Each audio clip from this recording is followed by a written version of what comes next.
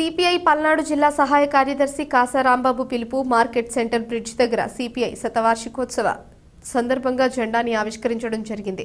CPI జిల్లా సహాయ కార్యదర్శి రాంబాబు మాట్లాడుతూ భారత కమ్యూనిస్టు పార్టీ భారత గడ్డపై రేపు డిసెంబర్ 26 నాటికి 100 ఏళ్లు పూర్తి చేసుకుంటుందని, ఈ 100 సంవత్సరాల్లో ఎన్నో పోరాటాలు, ఎన్నో త్యాగాలు, ఎన్నెన్నో ప్రజా సమస్యలు పరిష్కారం చేస్తున్నటువంటి పార్టీ సిపిఐ అని అన్నారు. భూమి కోసం, భుక్తి కోసం, ప్రజల విముక్తి కోసం దున్నేవానికి భూమి కావాలని పోరాటాలు కొనసాగించిన పార్టీ సిపిఐ అని, తెలంగాణ సాయుధ పోరాటం, కేరళలో రైతాంగ పోరాటం నడిపినట్లు పార్టీ సిపిఐ అని అన్నారు. సిపిఐ ఏరియా కార్యదర్శి సత్యనారాయణరాజు మాట్లాడుతూ నరసరావుపేట నియోజకవర్గంలో అనేక భూ పోరాటాలు, అనేక కాలనీలను నిర్మాణాలు చేసినటువంటి పార్టీ సిపిఐ పార్టీ అని అన్నారు. నాగార్జున సాగర్ కోసం ఎన్నో పోరాటాలు నిర్వహించిందని, రైతాంగ, కార్మిక, కర్షక, మహిళా, విద్యార్థి, యువజన సంఘం ఏర్పాటు చేసి వాళ్ల హక్కుల కోసం నిలబడినటువంటి పార్టీ సిపిఐ అని అన్నారు. డిసెంబర్ 22న నరసరావుపేట నియోజకవర్గ శతవార్షికోత్సవ సభ జరుగుతుందని, ఈ సభలో రాష్ట్ర జిల్లా నాయకులు పాల్గొంటారని, కావున 50 మంది పార్టీ సభ్యులు పాల్గొని జయప్రదం చేయాల్సిందిగా విజ్ఞప్తి చేశారు. ఈ కార్యక్రమంలో సిపిఐ పట్టణ కార్యదర్శి ఎస్కే చినజాను, సైదా, సిపిఐ సీనియర్ నాయకులు ఉప్పలపాటి రంగయ్య, చిట్యాల శ్రీనివాసరెడ్డి, రాజు, మలకులూరి మస్తాను, మౌలాలి, అరగుండు తదితరులు పాల్గొన్నారు. చిరు వ్యాపారుల సంఘం, బ్రిడ్జి కింద చిరు వ్యాపారుల సంఘం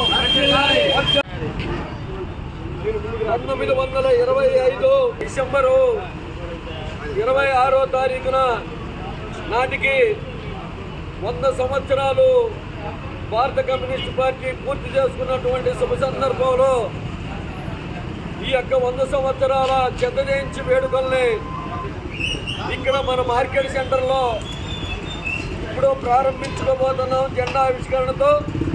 కాబట్టి ఈ యొక్క సుదీర్ఘమైనటువంటి సంవత్సరాల పోరాట చరిత్రలో దాదాపుగా ఒక తెలంగాణలోనే దాదాపు 4,000 మంది అమరులయ్యారు.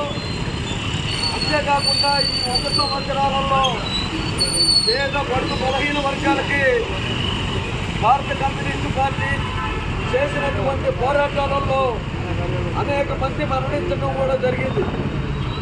కాబట్టి భారత కమ్యూనిస్టు పార్టీ భారతదేశ వ్యాప్తంగా రేపు 26వ తారీఖు 100 సంవత్సరాల వేడుకలో ఈ బ్రిడ్జి ఏర్పడిన దగ్గర నుంచి భారత కమ్యూనిస్ట్ పార్టీ సభ్యులుగా ఉంటూ ఈ బ్రిడ్జి కింద చిన్న చిన్న వ్యాపారాలు చేసుకుంటూ ఈ బ్రిడ్జి కింద ఉన్నటువంటి కొట్లని తొలగించాలని చూస్తే కమ్యూనిస్ట్ పార్టీగా మీ అందరూ కూడా సభ్యులుగా ఏర్పడి ఇక్కడ కమ్యూనిస్ట్ పార్టీ జెండాను ఏర్పాటు చేసుకొని మరి గత 5 సంవత్సరాల నుంచి కూడా కమ్యూనిస్ట్ పార్టీ సభ్యులుగా కొనసాగుతూ ఉన్నారు.